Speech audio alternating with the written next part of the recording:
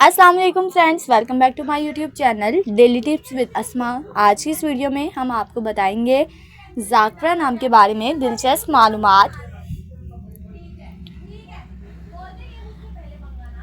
ज़ाकरा नाम का शुमार लड़कियों के नामों में होता है। ज़ाकरा एक इस्लामी नाम है। ज़ाकरा नाम की इब्तदाई तारीख अरबी ज़ुबान से निकलती है। ज़ाकरा नाम की लड़कियों के लिए खुशकिस्मत नंबर 4 माना जाता है। माहिरीन के मुताबिक ज़ाकरा नाम की लड़कियां बहुत नेक सीरत होती हैं। ज़ाकरा नाम का मतलब है जिक्र करने वाली। ज़ाकरा नाम की लड़कियों के लिए खुशकिस्मत दिनों में बुध और जुम्मे का दिन शामिल है। ज़ाकरा नाम के अफराद के लिए मुवाफिक रंगों में सब्ज़ और पीला रंग शामिल है। ज़ाकरा नाम के अफराद के लिए मुवाफिक पत्थरों में फ़िरोज़ी पत्थर शामिल है।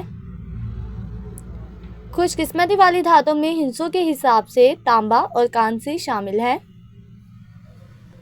फ्रेंड्स, अगर आप अपने नाम का मतलब जानना चाहते हैं तो कमेंट बॉक्स में अपना नाम लिखें। इंशाल्लाह हम आपके नाम की वीडियो ज़रूर बनाएंगे। Thanks for watching. अल्लाह हाफिज़।